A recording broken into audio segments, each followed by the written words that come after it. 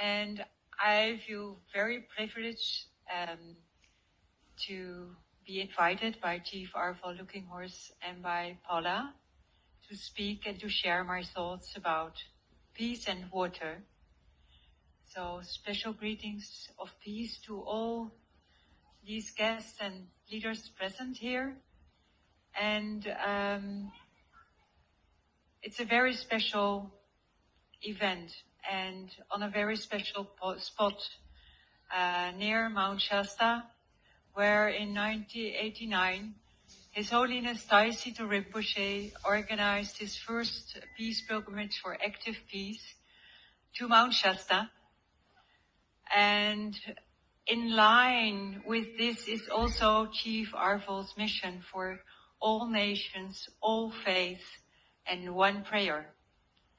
And with Living Peace Projects, actually we organized a number of peace pilgrimages to show and to present and to convey a message of an active form of peace.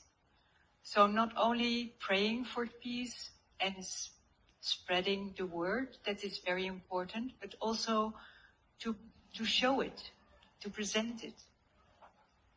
And to honor these words of peace and these blessings, I will now make a convocation in all the traditions which are related to Living Peace Projects.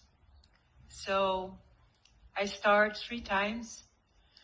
Om Shanti Shalom Salam Amen Hu Vaiguru Mini Vichoni Bodhi Svaha. Om Shanti Shalom Salam Amen Hu Vaiguru Mini Vichoni Bodhi Svaha.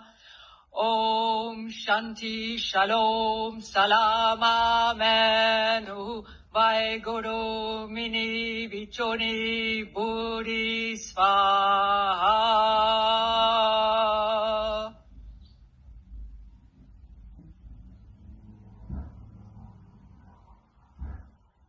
Peace is a very difficult concept. When I meditate, I can bring myself at peace. But to extend this peaceful energy to humanity is quite a different thing. That's why I want to share with you the importance of living water. As living water is something quite different than we normally think it is when we drink water as a product which we buy in the supermarket. Living water for me is the water from pure natural resources, which has a healing, coherent molecule structure, a healing power.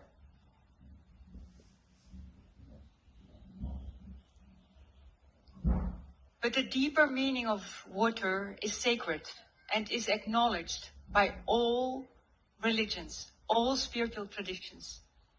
Know the value and the power of water. Water has a memory. Water has consciousness. And somehow once we learned and we understood the message of water. And along the line, we forgot our connection with the water. We had a sort of sense organ that understood the language of water. So our relation with the water is disturbed. We rely more on the logic and the rational way life evolves. But actually, our life never evolves in a rational way. Never. And still we stick to the logic, the rational things. There's a fuzzy logic behind all things. That means there's a logic behind our logical mind. And water can be our teacher in this.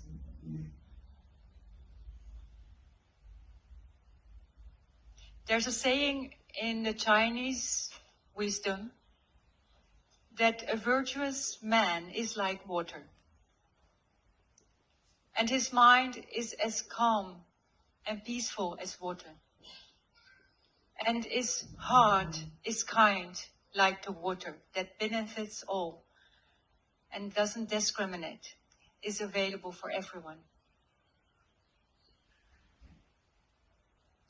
So we not only lost our connection with the water, we lost our connection with the heart.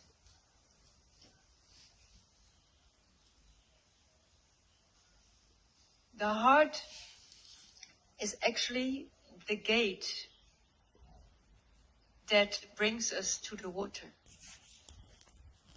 Because the heart has a wordless language. But we lost that wordless language. We are so rushed in our daily life and in our work that we lost the silent language of the heart. We are stuck in our heads. And as some shaman said, the greatest distance we have to bridge is not between Amsterdam and Mount Shasta.